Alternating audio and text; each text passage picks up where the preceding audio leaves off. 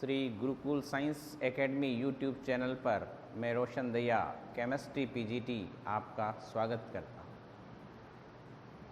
आज हमारा जो अध्याय ठोस अवस्था उसका तीसरा पार्ट है। कल हमने एकक कोष्ठिका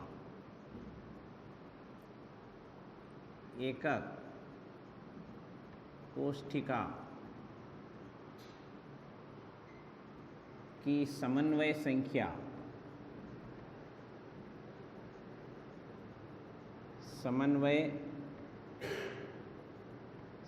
के बारे में जाना था। यदि आपको समन्वय संख्या याद होगी तो आप किसी भी क्रिस्टल जालक की संकुलन क्षमता ज्ञात कर सकते। तो आज हमारा जो टॉपिक है वो किसी भी क्रिस्टल जालक की संकुलन क्षमता कैसे ज्ञात करते हैं उसका हम अध्ययन करेंगे। संकुलन क्षमता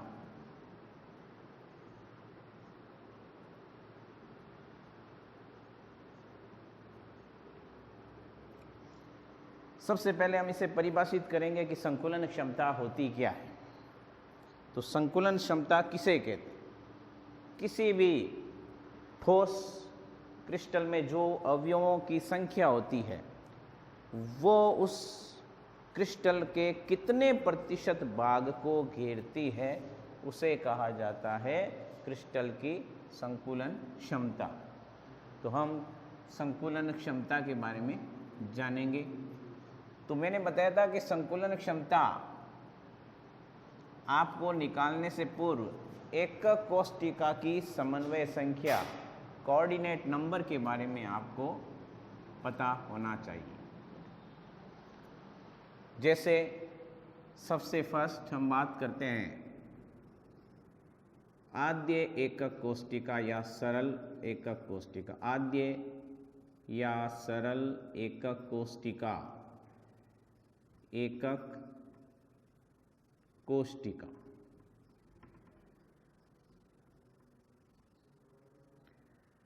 आद्य या सरल एकक कोष्ठिका में देखिए, कल मैंने बताया था कि ये एक आद्य या सरल एकक कोष्ठिका है जिसके चारों कोनों में, नीचे चारों कोनों में और ऊपर भी चारों कोनों में अवयव एवं परमाणुओं की संख्या कुल 8 है।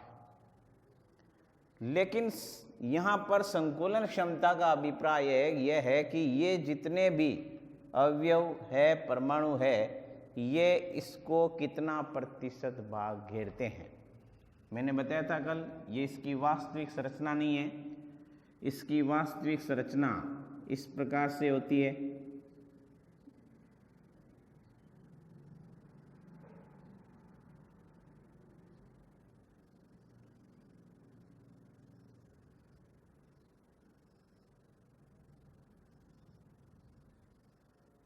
ये इसकी एक वास्तविक संरचना है।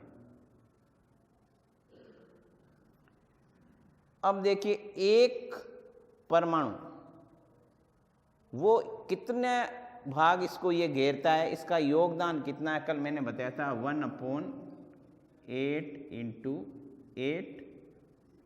तो इन की समन्वय संख्या आदि की होती है 1। तो जब आपको समन्वय संख्या याद होगी तो आप संकुलन क्षमता निकाल सकते। संकुलन क्षमता का सूत्र क्या होता है? देखिए, संकुलन क्षमता परमाणुओं का आयतन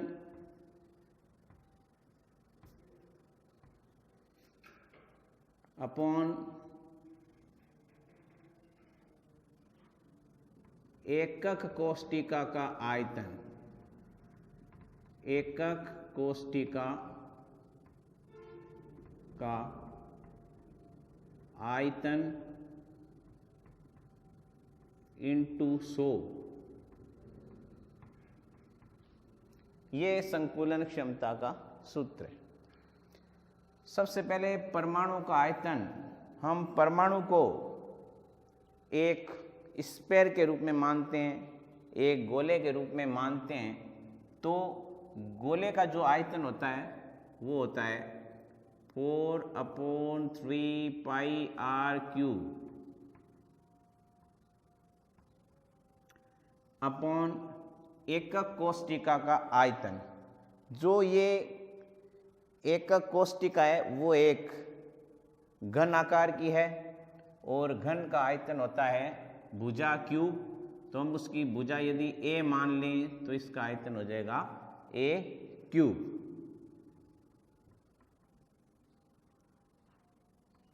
अब देखिए इंटू 100, क्योंकि संकुलन क्षमता किसे कहा जाता है, कोई भी जो क्रिस्टल होता है वो कितने परमाणु से घिरा है उसकी प्रतिशत क्षमता कितनी है, वो संकुलन क्षमता कहलाती है, इसलिए हमने 100 लगाया। अब देखिए सबसे पहले यहाँ इसमें हमारे पास में a की वैल्यू पता होनी चाहिए कि ये a कितनी है। तो सबसे पहले देखिए हमें यहाँ a निकालनी पड़ेगी। तो देखिए जो दो परमाणु होते हैं उन दो परमाणु की रेडियस, जैसे ये परमाणु हम मान लेते हैं ये परमाणु और एक परमाणु मान लेते हैं हम ये, तो इनकी रेडियस, इसकी रेडियस r और इसकी रेडियस भी हो गई r।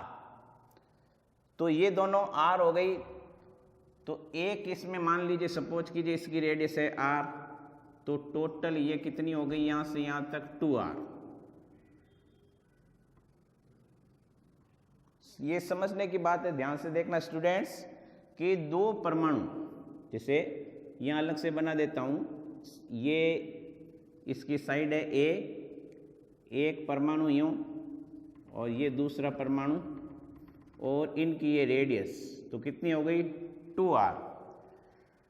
तो इसकी साइड हो गई 2r, तो 4/3 पाई r cube upon 2r cube into 100। अब चूंकि देखिए इसकी समन्वय संख्या है 1, इससे मल्टीप्लाई करेंगे 1 तो इसमें कोई फर्क नहीं पड़ेगा, तो 1 ही इसकी समन्वय संख्या है, इसलिए 1 से ही मल्टीप्लाई कर दिया, इसलिए ऊपर 4/3 पाई r क्यूब लिख दिया गया। अब देखिए इसको हल करते हैं, 4/3 पाई r क्यूब अपॉन 2 का क्यूब 8, r का क्यूब r क्यूब इंटू 100। देखिए यहाँ क्यूब है, 2 इंटू 2 इंटू 2, 3 बार मल्टीप्लाई करना, 2 2 जा 4, 4 2 जा 8। तो देखिए अब यहाँ ध्यान से देखना है, इसको काटना है, ये कट गया, 4 2 जा 8, तो ये आ गया आपके पाई, यहाँ पर r क्यूब और r क्यूब भी कट गया, तो पाई अपॉन ये 3 नीचे आ गया, तो 2 इंटू 3 हो गए 6 इंटू 100। वी नो दैट, हम जानते हैं कि पाई की वैल्यू होती है 3.14 इंटू 100 अपॉन 6। 100 को और 3.14 को मल्टीप्लाई किया तो आया 314 अपॉन 6 और 6 का हमने इसमें डिवाइड किया तो ये आएगा 52.4%, ये इसमें आ गई। तो आपने देखा कि समन्वय संख्या 1 थी और हमारे पास में इसके लिए भुजा जो आई थी वो हमारे पास में आई 2r। तो आपने देखा एक सरल जो आद्य एकक कोष्टिका है उसके लिए संकुलन क्षमता होती है 52.4%। अब हम जो नेक्स्ट एकक कोष्टिका है अंतः एकक कोष्टिका की संकुलन क्षमता ज्ञात करेंगे। तो एकक कोष्टिका की संकुलन क्षमता ज्ञात करते हैं, इसी फार्मूले से हम ज्ञात करेंगे। तो सबसे पहले अंतः एकक कोष्टिका में जो समन्वय संख्या होती है वो कितनी होती है, वापस बता देता हूँ, मैंने कल बताया था। तो उसी से ये आगे आपको संकुलन क्षमता निकाल पाओगे, क्योंकि आपको जब समन्वय संख्या याद होगी तभी आप इसकी यहाँ वैल्यू रख सकते हो जो भी होगी।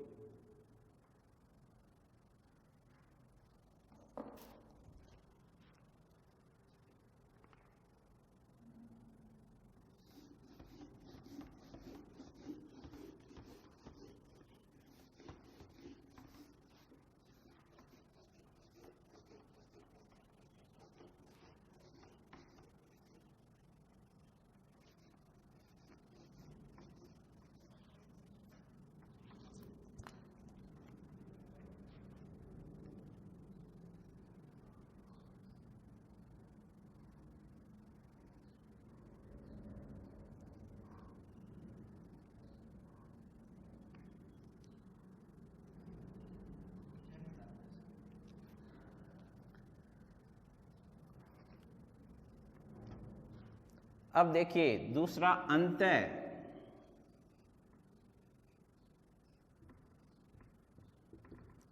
एकक कोष्टिका।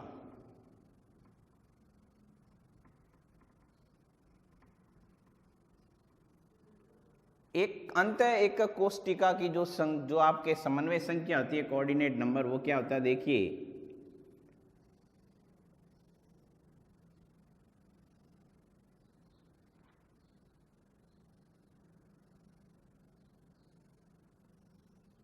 अंतः एकक कोष्टिका में कुल 8 परमाणु घन के कोनों में व्यवस्थित होते हैं और एक घन के सेंटर में, घन के केंद्र में स्थित होता है। तो ये देखिए, ये घन के एक केंद्र में, एकदम केंद्र में, ध्यान से देखना बच्चों इसको, ये घन के केंद्र में स्थित है। अब देखिए आपको पता है कि इसकी जो समन्वय संख्या मैंने बताया था कि जो ये 8 है, क्योंकि एक परमाणु का जो योगदान होता है 1/8 और कुल 8 है, तो इसकी समन्वय संख्या 1 तो ये आ गया, लेकिन इसके अंदर भी 1 है, तो 1 और 1 प्लस कितनी हो गई 2। तो इसकी जो समन्वय संख्या कोऑर्डिनेट नंबर हो गया 2। सूत्र यही काम करेगा, संकुलन क्षमता equal to volume of atoms यानी परमाणुओं का आयतन एवं अपॉन एकक कोष्टिका का आयतन इंटू 100। तो देखिए सबसे पहले परमाणुओं का आयतन निकालना है। तो आपको मैंने बताया था परमाणु गोल होता है, इसलिए उसका आयतन स्फेरिकल 4/3 πr³। लेकिन समन्वय संख्या देखिए यहाँ इसकी कितनी है 2, समन्वय संख्या 2 है, इसलिए इसको मल्टीप्लाई करेंगे 2 से। तो हमने इसको 2 से मल्टीप्लाई किया अपॉन, अब जो है यहाँ पर इसका वॉल्यूम निकालेंगे और वॉल्यूम के लिए हमें इसकी साइड पता होनी चाहिए। तो देखिए स्टूडेंट्स, सबसे पहले आप ये देखिए, ये साइड देखिए, इसका वॉल्यूम निकालेंगे, ये है A, ये है अपने पास में A, इसकी साइड। अब देखिए इसमें देखिए, यहाँ देखिए बिल्कुल यहाँ ये इस बिंदु को इस बिंदु से मिलाने वाली लाइन। तो देखिए ये बॉटम है और बॉटम के अंदर नीचे ये बन गया विकर्ण, डायगोनल्स, ये विकर्ण बन गया। और आपको पता है किसी भी वर्ग का विकर्ण होता है √2a, √2a। अब जो क्यूब है, क्यूब का डायगोनल्स कौन सा है, ये, और क्यूब का जो डायगोनल्स होता है वो हम निकालेंगे पाइथागोरस थ्योरम से, क्योंकि देखिए अंदर ट्राइंगल बन गया, एक ये साइड और एक ये, और यहाँ से इस कोने को इस कोने तक मिला रही है, तो ये एक अंदर ऐसे ट्राइंगल हो गया। ये ए है, ये √2a है, तो हमें ये आपको पता है ये किसकी वैल्यू क्या हो जाएगी। तो देखिए यहाँ थोड़ा सा ध्यान से देखिए कि मान लीजिए ये 1, ये 2 और ये 3 स्पेयर, क्योंकि देखिए एक स्पेयर ये, एक स्पेयर ये और एक स्पेयर ये। तो पता है कि जो इसकी जो रेडियस होती है वो होती है r, इसकी जो रेडियस होगी वो हो जाएगी आपके r, और इसकी भी r, और यहाँ 2r डायमीटर, तो टोटल कितने हो गए 4r।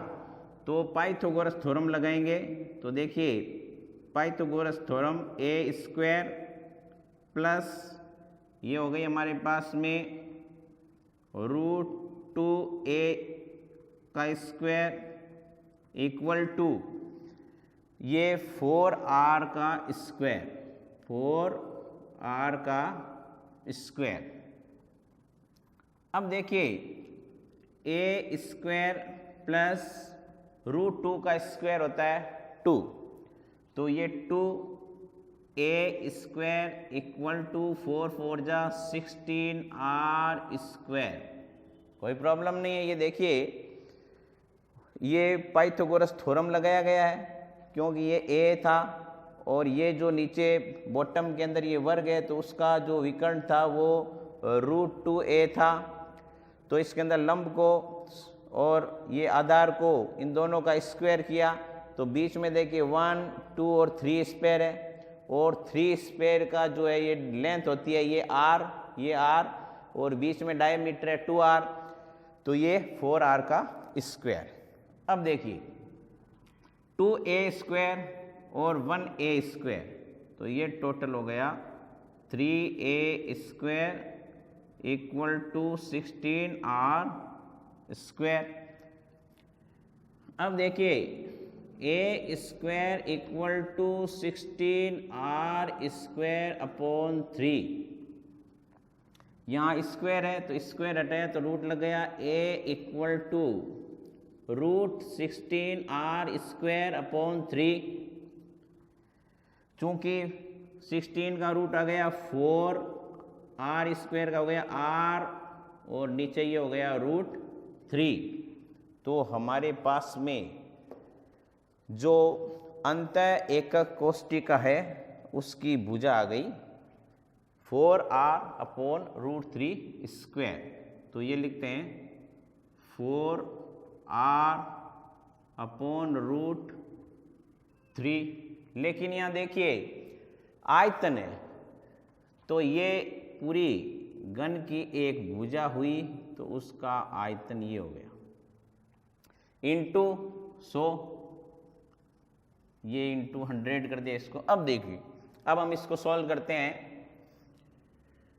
देखिए सबसे पहले 2, ये 4 2 जा 8/3 πr³ ये देखिए क्यूब है 4 का, 4 4 जा 16 और 16 3 जा, ये हो गए आपके 4 4 जा 16 और 16 को 3 से मल्टीप्लाई कर दीजिए, तो ये आ गया 64, ये r³/। अब देखिए नीचे √3 का क्यूब, तो ये आ जाएगा 3√3 इंटू 100। कोई प्रॉब्लम नहीं है। यहाँ 2 कैसे आया, मैंने पहले भी बताया था, इसकी समन्वय संख्या है। किसकी समन्वय संख्या है? अंतः एकक कोष्टिका की। अब इसको सॉल्व करना है, तो ये देखिए 8 8 जा 64, 3 से 3 ये कैंसिल हो गया, √3 से √3 कैंसिल हो गया, तो हमारे पास में बचा π इंटू 100 अपॉन 8 अपॉन √3। नीचे √3 है, ये √3 ऊपर चला जाएगा तो ये हो जाएगा पाई √3.100 अपॉन 8। इसको सॉल्व करेंगे 3.14 इंटू 1.732 इंटू 100 अपॉन 8। नेक्स्ट अब देखिए इसको मल्टीप्लाई किया, ये आ गया 314, 100 को 3.14 को मल्टीप्लाई किया, उसके बाद में 1.732 अपॉन 8। इसको जब सोल्व करेंगे तो हमारे पास में आएगा 68%। तो ये हमारे पास में संकुलन क्षमता आ गई अंतः एकक कोष्टिका। अब हम फलक एकक कोष्टिका जो है उसकी संकुलन क्षमता निकालेंगे। तो सबसे पहले देखिए फलक एकक कोष्टिका क्या होती है वो देखिए। ये एकक कोष्टिका,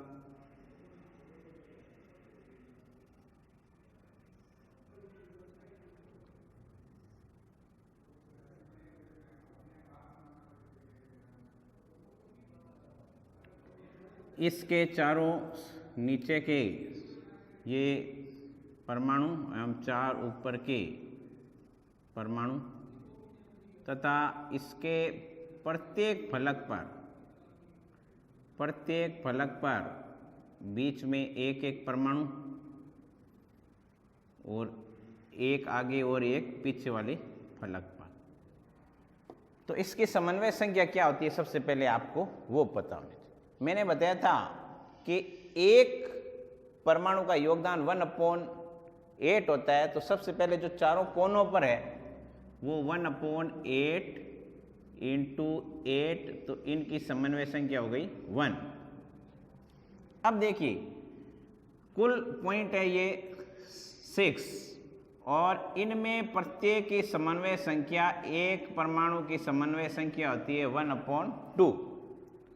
तो देखिए टोटल है ये 6, तो 6 इंटू 1/2 3, तो ये हो गई 3। तो इसकी कुल समन्वय संख्या हो गई 4। तो जो आपके फलक एकक कोष्टिका की समन्वय संख्या है 4। देखिए आपको ये समन्वय संख्या देखनी है तो हमारा जो ठोस अवस्था चैप्टर है उसका जो पार्ट 2 है उसमें आपको ये अच्छी तरह से मैंने समझे हैं, तो आप वहाँ उसको देखें। तो अब देखिए इसकी जो ये समन्वय संख्या है 4, तो यहाँ पर इसकी संकुलन क्षमता निकालेंगे। संकुलन क्षमता निकालने के लिए वही फार्मूला काम आएगा, संकुलन क्षमता इक्वल टू परमाणु का आयतन अपॉन एकक कोष्टिका का आयतन इंटू 100। तो देखिए परमाणु का आयतन, तो सबसे पहले परमाणु स्क्वायर होता है वही फॉर्मूला 4/3 पाई r³ अपॉन। अब देखिए एकक कोष्टिका का आयतन, तो हमें इसकी सबसे पहले भुजा निकालनी पड़ेगी। सबसे पहले देखिए ये इसमें एकक कोष्टिका के अंदर देखिए यहाँ पर ये एक परमाणु, ये दूसरा परमाणु और ये तीसरा परमाणु, 3 परमाणु। ये देखिए अब देखो इसकी भुजा है a, इसकी भुजा है a, तो ये एक ट्राइंगल बन गया। तो पाइथागोरस थ्योरम लगाना है, पाइथागोरस प्रमेय लगाना है। तो वही हाइपोटेन्यूस निकालना है, perpendicular square plus base square equal to hypotenuse square. तो देखिए सबसे पहले ये जो है हमारे पास में a² plus a² equal to ये हो गया आपके 4r का स्क्वायर। ये 4r क्यों आता है, क्या कारण है? देखिए ये जो है ये रियल में ये जो स्ट्रक्चर है, जैसे ये स्ट्रक्चर है तो यहाँ 3 एटम ऐसे गिरे हैं, ये एक एटम, ये दूसरा एटम और ये इसका तीसरा एटम। तो देखिए इसकी रेडियस r, इसकी रेडियस r और इसकी रेडियस r और ये r, इसलिए हम यहाँ लिखते हैं 4r। तो इसका जो ये हाइपोटेनस हो गया, ये देखिए इसको जो हम मान लेते हैं ये बेस, इसको परपेंडिकुलर मान लेते हैं, यानी आधार स्क्वायर प्लस लंब स्क्वायर इक्वल टू कर्ण स्क्वायर। देखिए ए स्क्वायर और ए स्क्वायर को ऐड किया, सम किया, तो ये आ गया 2a स्क्वायर इक्वल टू 4 4 जा 16 r स्क्वायर। अब देखिए ये a square equal to 16 r square upon ये 2 आ गया नीचे, तो 2 से ये कैंसिल हो गया, ये आ गया 8, तो a square equal to 8r square, square हटा तो ये हो गया a equal to root 8r square, तो 8 का स्क्वायर आ गया 2 रूट 2r। तो ये हमारे पास में इस घन की साइड आ गई, घन की भुजा आ गई। तो एकक कोष्टिका का आयतन निकालेंगे, उसकी भुजा का क्यूब कर देंगे। तो अब यहाँ पर ये देखना है कि एक परमाणु जो आपका परमाणु है वो तो स्फेरिकल शेप का है, उसका तो आपको पता है कि आयतन 4/3 पाई r क्यूब होता है, गोले का आयतन, क्योंकि परमाणु को हम गोला रूप में मानते हैं। लेकिन इसकी समन्वय संख्या देखिए यहाँ 4 है, तो इसको हम मल्टीप्लाई किससे करेंगे, 4 से, तो कोई प्रॉब्लम नहीं। अब देखिए इसमें जो इसका घन की जो साइड है वो है आपके 2 रूट 2r और उसका ये क्यूब इंटू 100 इक्वल टू, अब देखिए 4 4 जा 16 upon 3 into pi r cube upon, देखिए 2 इंटू 2 इंटू 2, 2 का क्यूब, 2 2 जा 4, 4 2 जा 8, और उसके बाद में root 2 into root 2 into root 2 भी है, तो 8 2 जा 16 रूट 2r क्यूब इंटू 100। क्यों आया, देखिए इसलिए आया है कि ये देखिए 2 root 2 into 2 root 2 into 2 root 2, तो देखिए 2 2 जा 4, 4 2 जा 8, फिर 8 और रूट 2 को रूट 2 से मल्टीप्लाई किया तो ये आ गया इंटू 2 और ये रूट 2, तो 8 2 जा 16 रूट 2।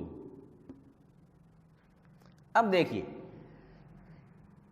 यहां पर 16 से 16 कैंसिल हो गया, रूट ये r क्यूब से r क्यूब कैंसिल हो गया, तो हमारे पास मेरा पाई अपॉन 3 रूट 2 इंटू 100, पाई की वैल्यू 3.14 इंटू 100 अपॉन 3 रूट 2 की वैल्यू 1.472। अब देखिए इसको सोल्व करेंगे हम, तो 314 अपॉन 3 इंटू 1.47, तो अब देखिए इसको जब सोल्व करेंगे तो इसकी वैल्यू आ जाएगी 74%। तो ये देखिए 74% संकुलन क्षमता इसकी आ गई। किसकी? ये है फलक केंद्रित। हमने ये जो निकाली है ये है आपके फलक केंद्रित एकक कोष्ठिका की समन्वय एकक कोष्ठिका की संकुलन क्षमता। फलक केंद्रित तो हमने देखा कि सबसे पहले आपने जो आद्य थी उसकी जो संकुलन क्षमता निकाली तो हमारे पास में आया 52.4%। अंत एकक कोष्ठिका थी उसकी जब हमने संकुलन क्षमता निकाली तो वो आई आपकी 68%। और जब हमने फलक केंद्रित एकक कोष्ठिका उसकी संकुलन क्षमता निकाली तो हमारे पास में आया 74। ऐसा क्यों हुआ? देखिए, जो आद्य एकक कोष्ठिका थी वो तो 4 परमाणुओं से घिरी हुई थी। तो मैंने पहले बताया था संकुलन क्षमता उसको कहते हैं कि कोई भी जो क्रिस्टल होता है वो कितने परमाणुओं से घिरा है उसकी प्रतिशत क्षमता। तो पहले में तो 4 ही परमाणु है तो उसका आंसर आया था हमारे पास में 52.4%। दूसरा जो अंत एकक कोष्ठिका थी उसमें हमने संकुलन क्षमता निकाली तो उसके अंदर 1 परमाणु अधिक था क्योंकि 4 तो कोनों पर थे, 1 सेंटर में था, तो उसकी संकुलन क्षमता आ गई 68%। और जो हमारे पास में तीसरा जो था फलक केंद्रित एकक कोष्ठिका, फलक केंद्रित में चारों कोनों के अतिरिक्त प्रत्येक जो घन का फलक होता है, घन के 6 फलक होते हैं, 6 फलकों पर एक एक परमाणु था, तो परमाणुओं की संख्या और अधिक हो गई और उनका जो परसेंटेज था बढ़ गया, तो ये आ गया 74%।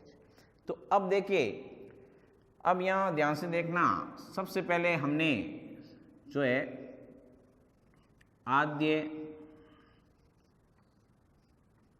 एकक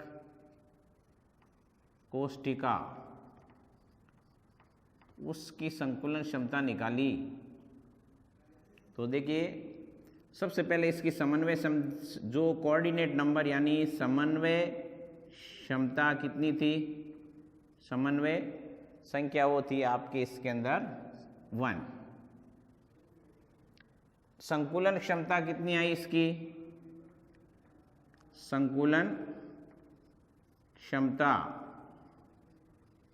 वो आई 52.4%। इसके लिए घन की जो भुजा थी वो क्या आई हमारे पास में 2r। तो ये आद्य एकक कोष्ठिका के लिए हमारे पास में था। दूसरा हमारे पास में था अंत एकक कोष्ठिका, एकक कोष्ठिका। अंत एकक कोष्ठिका के लिए देखिए कोऑर्डिनेट नंबर समन्वय संख्या क्या थी वो देखिए 2, और इसके लिए जो संकुलन क्षमता हमारे पास में आई थी 68%। और इसके लिए जो हमारे पास में भुजा आई थी वो आई थी 4r/√3। अब देखिए जो हमारे पास में थर्ड था उसके लिए देखिए वो था फलक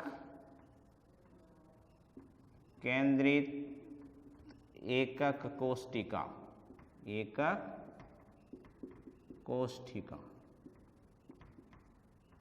सबसे पहले इसकी समन्वय संख्या यानी कोऑर्डिनेट नंबर क्या था, कोऑर्डिनेट नंबर इसके लिए 4 था। फिर इसकी संकुलन क्षमता कितनी थी, संकुलन क्षमता 74%। और इसके लिए जो भुजा आई थी वो आपको पता है इसके लिए आई थी 2√2r। तो ये हमने स्टडी किया कि भाई संकुलन क्षमता क्या है।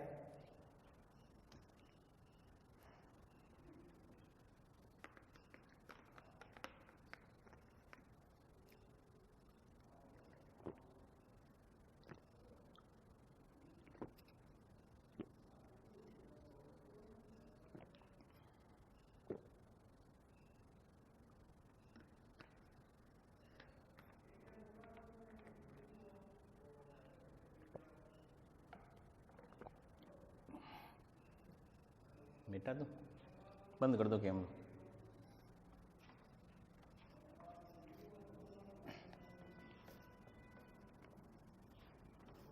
आधी घंटा की हुई है ज़्यादा ही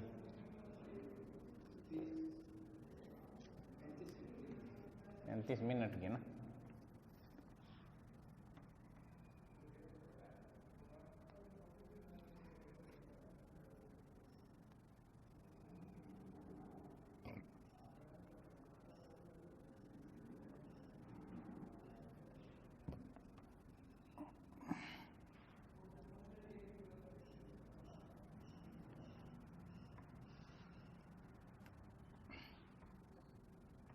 अब चलो कर दीजिए, ठीक है।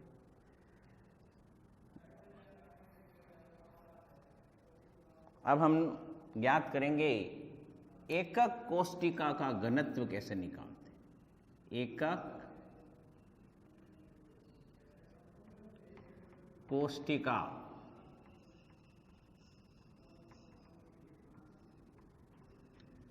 का घनत्व।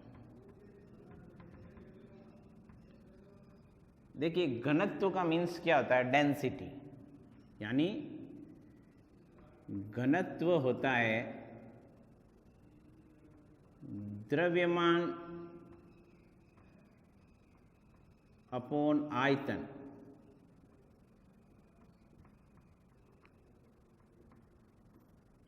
Mass upon volume. तो देखिए एकक कोष्टिका का घनत्व ज्ञात करना, तो सबसे पहले जो उसमें एक परमाणु है, एक परमाणु का द्रव्यमान इंटू परमाणुओं की संख्या, परमाणुओं की संख्या। तो देखिए सबसे पहले हमें एक जो एकक कोष्टिका उसका घनत्व कैसे निकालेंगे। एक परमाणु का द्रव्यमान, मास ऑफ वन एटम, उसको मल्टीप्लाई करना है परमाणुओं की संख्या से। तो देखिए एक परमाणु का द्रव्यमान, इसको हम मान लेते हैं स्मॉल एम। परमाणु की संख्या, परमाणु की संख्या को जेड से शो किया जाता है, तो इसको मान लेते हैं जेड।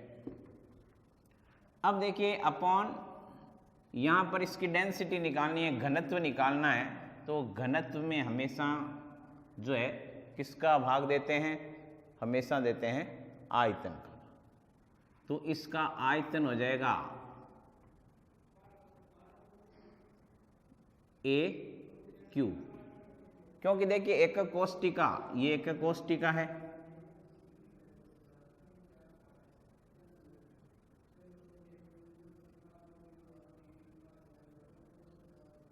ये इसके पार्टिकल्स हैं,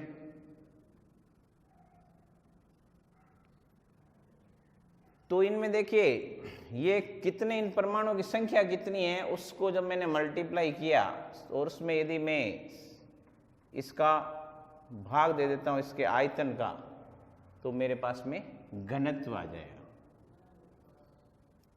तो यहां देखिए ये जो आया था केवल इसको, यानी कि केवल ये क्या हुआ, m इंटू जेड क्या है, सिर्फ m इंटू जेड। ये केवल जो एकक कोष्टिका है, एकक कोष्टिका, उसका द्रव्यमान है।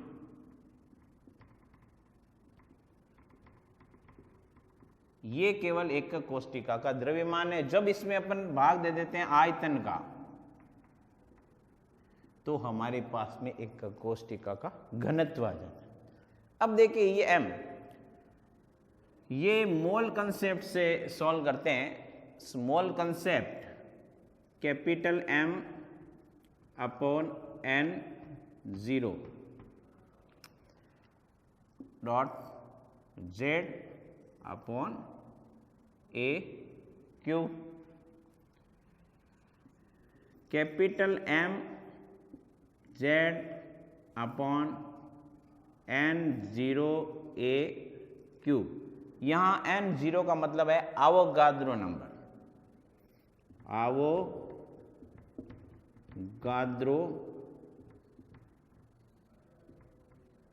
नंबर। आवोगाद्रो नंबर क्या होता है?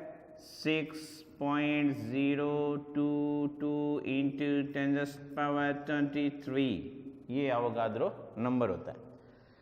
तो यहाँ पर आवोगाद्रो नंबर है ये 6.022 इंटू 10⁻23, क्योंकि हमने यहाँ मोल कंसेप्ट निकाला है। मोल कंसेप्ट ये होता है मास इक्वल टू मोल की संख्या अपॉन आवोगाद्रो नंबर। अब देखिए इसका जो SI यूनिट है वो क्या है? इसकी SI यूनिट है किलोग्राम पर मीटर क्यूब। तो हमने देखा एकक कोष्ठिका का जो घनत्व कैसे निकाला जाता है। सबसे पहले हमें एकक कोष्ठिका का घनत्व निकालने के लिए उस एकक कोष्ठिका का निकालते हैं द्रव्यमान। तो द्रव्यमान कैसे निकालते हैं? एक परमाणु का द्रव्यमान को परमाणु की संख्या से भाग दे देते हैं और फिर उसमें उसके आयतन का भाग दे देते हैं। एकक कोष्ठिका एक घन के आकार की है तो घन का आयतन तो A³। तो जब हमने ये M मैंने बताया, ये मोल concept capital M upon N0, और N0 is Avogadro number 6.022 into 10⁻23। और ये इसको जब सोल्व किया तो हमारे पास में आ गया mZN0A³ और इसकी SI यूनिट हो गई किलोग्राम प्रति मोल क्यूब, या इसको ऐसे भी लिख सकते हैं किलोग्राम मोल इनवर्स 3। तो ये इसकी SI अंतर्राष्ट्रीय मात्रक इसका आ गया, अंतर्राष्ट्रीय मात्रक, अंतर्राष्ट्रीय मात्रक।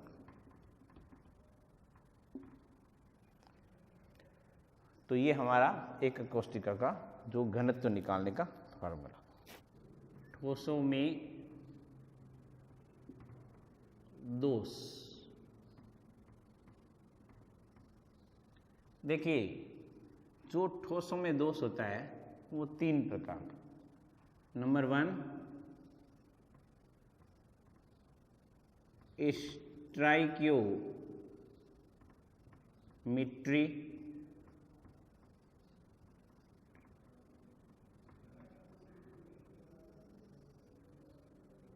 सेकंड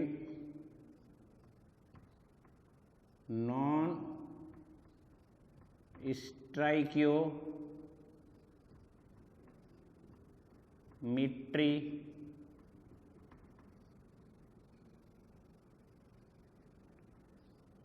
थर्ड है अशुद्धता।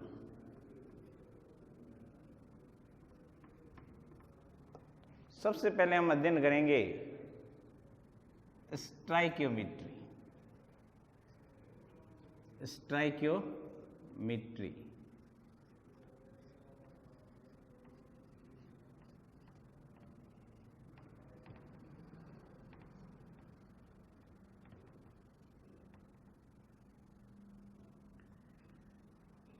स्टाइकियोमेट्री यानी जैसे मान लीजिए ये आयरन ऑक्साइड है, इसमें आयरन का और ऑक्सीजन का रेशियो बराबर है। स्टाइकियोमेट्री में कोई परिवर्तन नहीं होता है। ये 4 प्रकार का है। जो फर्स्ट है वो है रिक्तिका,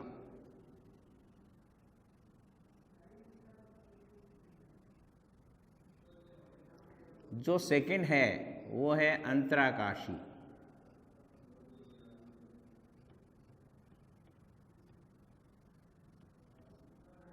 ये 2 दोष जो होते हैं वो होता है सह संयोजक बंध में, कोवैलेंट बॉन्ड में। तो ये दोनों के दोनों होंगे सह संयोजक बंध में।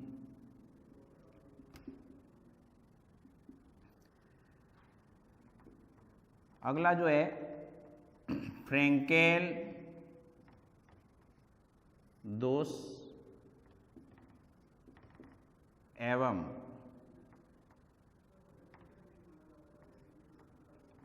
शॉर्ट की त्रुटि, शॉर्ट की त्रुटि या शॉर्ट की दोष, ये दोनों दोष आपको मिलेंगे आयनिक बंध में, आयनिक बंध। तो देखिए ठोसों में तीन प्रकार के स्ट्राइक्योमेट्री, नॉन स्ट्राइक्योमेट्री और अशुद्धता। हम केवल आज स्ट्राइक्योमेट्री के बारे में अध्ययन करते हैं। तो स्ट्राइक्योमेट्री 4 प्रकार का मैंने बताया था, रिक्तिका, अंतराकाशी, फ्रैंकेल दोष और शॉर्ट की त्रुटि। ये दोनों दोष सहसंयोजक बंध होते हैं, उनमें पाए जाते हैं, सहसंयोजक कंपाउंड्स में पाए जाते हैं, ये आयनिक बंधों में पाए जाते हैं। अब देखिए जो रिक्तिका और अंतराकाशी दोष है ये क्या होता है। देखिए जैसे मान लीजिए कोई क्रिस्टल है तो उसमें ये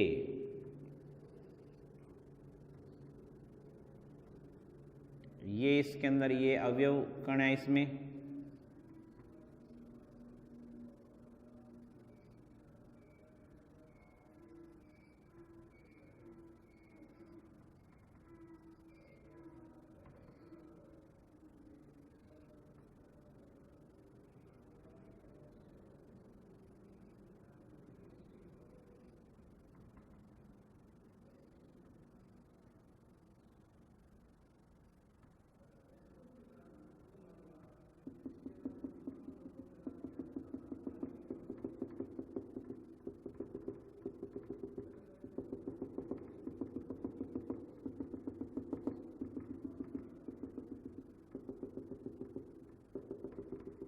अब देखिए क्या होता है, रिक्तिका में जो ये अवयव कण है यहाँ से ये विस्थापित हो जाता है, जैसे यहाँ से ये हट जाता है और या किसी दूसरे स्थान से यहाँ से हट जाता है, विस्थापित हो जाता है, अपना जो है स्थान छोड़कर अन्य स्थान पर चला जाता है, रिक्त हो जाता है, जिससे ये जो जालक है उसका घनत्व कम हो जाता है एवं इसका स्थायित्व भी कम हो जाता है।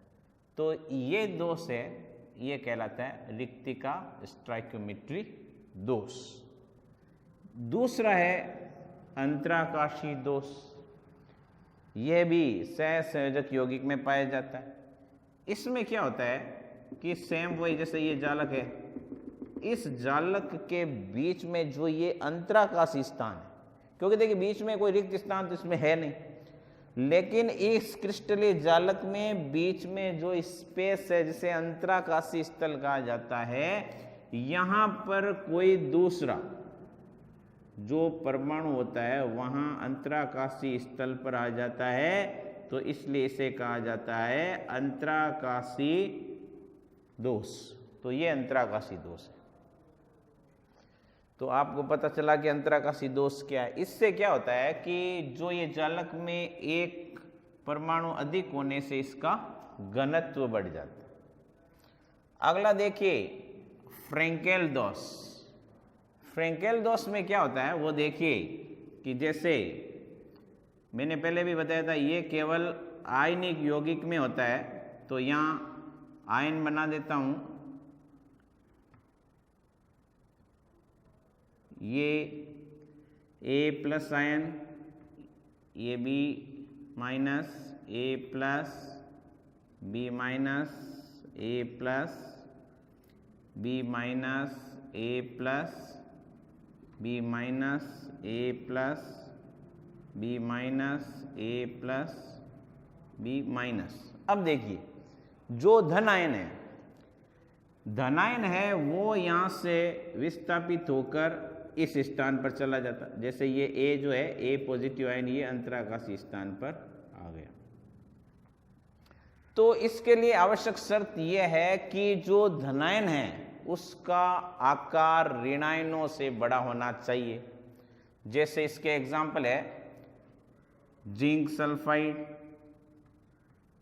Silver bromide, silver iodide, silver chloride.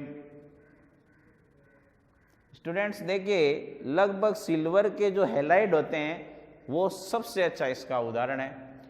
इससे क्या हुआ, इसकी चालकता पर क्या प्रभाव पड़ा वो देखिए कि जैसे ही ये धन आवेश है वो अंतराकाशीय स्थल पर आया तो जो है आपको पता है जब आयन मूव करते हैं तो इसके अंदर ये स्वतंत्र हो गए, फ्रीडम हो गया, तो इसमें इसकी चालकता बढ़ जाती है, घनत्व पे कोई प्रभाव नहीं पड़ता।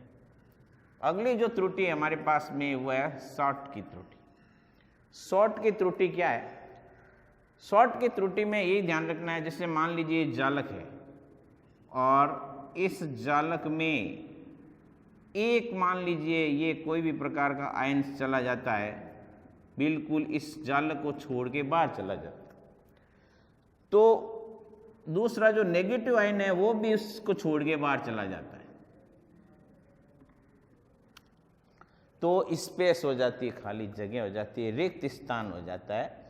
ये त्रुटि कहलाती है शॉर्ट की त्रुटि। इससे इसका घनत्व भी कम हो जाता है, इसका स्थायित्व भी कम हो जाता है। एक इसके अंदर बहुत इंपॉर्टेंट क्वेश्चन है कि एक ऐसे यौगिक का नाम बताइए जिसमें फ्रैंकेल दोष भी है और शॉर्ट की दोष त्रुटि भी है, तो देखिए वो है आपका सिल्वर ब्रोमाइड। बाकी जितने भी क्षारीय एलाइड होते हैं वो उनमें ये शॉर्ट की त्रुटि होती है। किस में होती है शॉर्ट की त्रुटि? देखिए क्षारीय allied, sodium chloride, potassium bromide, इनमें होती है। लेकिन सिल्वर ब्रोमाइड एक ऐसा एग्जाम्पल है जिसमें फ्रैंकेल दोष भी होता है और शॉर्ट की दोष भी होता है। तो आज हमने देखा जो है किस प्रकार से संकुलन क्षमता निकालते हैं, किसी भी क्रिस्टलीय जो यौगिक होता है उसकी संकुलन क्षमता कैसे निकालते हैं, उसके बाद में हमने जो क्रिस्टलीय जालक होता है उसकी एक सेल का घनत्व कैसे निकाला जाता है और ठोसों में किस प्रकार के दोष होते हैं। तो आज हमने स्टाइकियोमेट्री दोष कंप्लीट कर लिया। आपको हमारा चैनल कैसा लगा? प्लीज़ शेयर करें, लाइक करें, सब्सक्राइब करें। हम आपको आगे बहुत ही अच्छी सेवा देने वाले हैं। धन्यवाद।